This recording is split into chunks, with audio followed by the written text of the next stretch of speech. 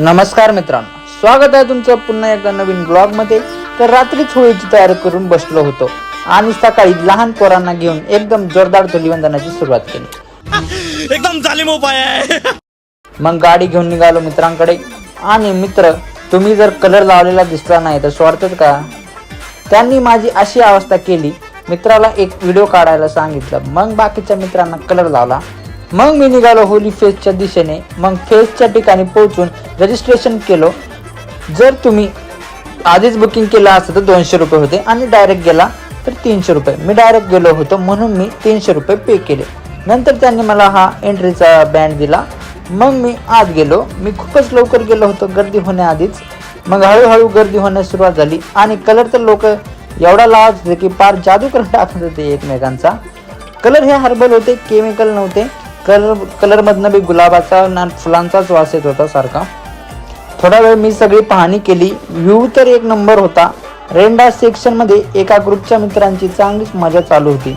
नंतर मी पण नाचायला सुरुवात केली। मी काय सुट्टी देतोय? इकडे या दोघांचा ढोलवर लईच जबरदस्त डान्स चालू होता। मला पण असा डान्स करावा वाटला, पण नंतर माझ्या लक्षात आलं हे आपल्या लिमिटच्या बाहेर आहे।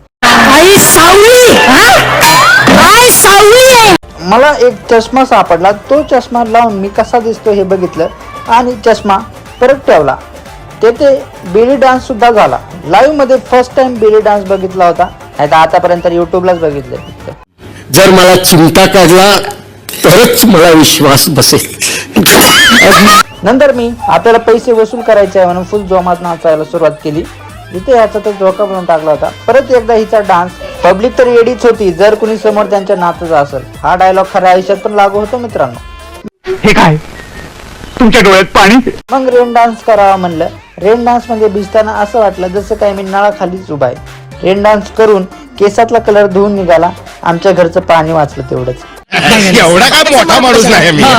रेन डान्स करून थंड थंड वाटायला लागलं। नंतर खूप गर्दी झाली। ही दोघं तर वेगळ्याच धुंदीत होती, मिरवणुकीत नाचल्यासारखं नाचत होती। सगळ्यात जास्त एन्जॉय ह्यांनीच केला। पैसे वसूल केला यांनी यांचे। ती माझी पद्धत आहे, सांगतो। मी डान्स पेक्षा ह्यांना बघून जास्त एन्जॉय केला। हा बघा कलाकार कसा नाचतोय।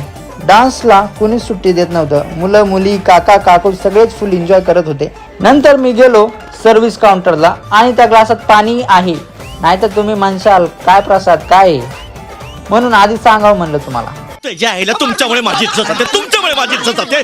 थोड्या वेळानंतर लोक पार हाय लेवलवर नाचायला लागले। मी दमलो आणि बसलो। माझ्या केसांना नीट करत होतो। जास्तच वाढलेत ना, करावं लागल्यानंतर मी बोलतो तू गप्प बस। हे बघा ह्या दादांचा डान्स। इथं हा फोटोग्राफर एका कपलचे फोटो काढत होता। फोटोग्राफरला म्हणालो माझे पण काढतो का रे?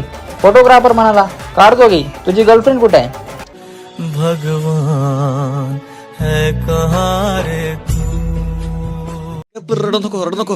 मी म्हणालो आमच्या नशिबात कुठं आलंय। एका साईडला ह्यांचा चांगलाच एन्जॉय चालू होता आणि ही कोणत्या प्रकारची लावणी होती, खूपच डिफिकल्ट लेवलची। काय चाललंय भाऊ? लोक नाचून नाचून इतके दमले की तिथे झोपले आणि फायनली पार्टी संपली। सकाळी 11ला गेलो होतो आणि 6 वाजता बाहेर पडलो। माझा टायगर म्हणजेच माझी गाडी काढलो आणि निघालो घराच्या दिशेने। तर फर्स्ट टाइम मी असं होली फेस्टला गेलो होतो। मला बघायचं होतं की नक्की असतं काय होली फेस्ट, आणि एक्सपिरियन्स खूपच चांगला होता। एक नवीन एक्सपिरियन्स भेटला, एन्जॉय केलं आणि असंच एक्सप्लोर करत राहू, कारण जिंदगी ना मिलेगी दुबारा। याला काय अर्थ आहे? म्हणजे आम्हाला माझ्या एक्सपिरियन्सला मी रेट करणार 10 पैकी 10। आणि माझा एक प्रश्न होता की होळीला पांढरेच कपडे काय घालतात बरं? त्याचं जर तुम्हाला उत्तर माहिती असेल तर कमेंट सेक्शन मध्ये नक्की सांगा आणि अशाच ब्लॉगसाठी सबस्क्राईब करा। जय हिंद, जय महाराष्ट्र।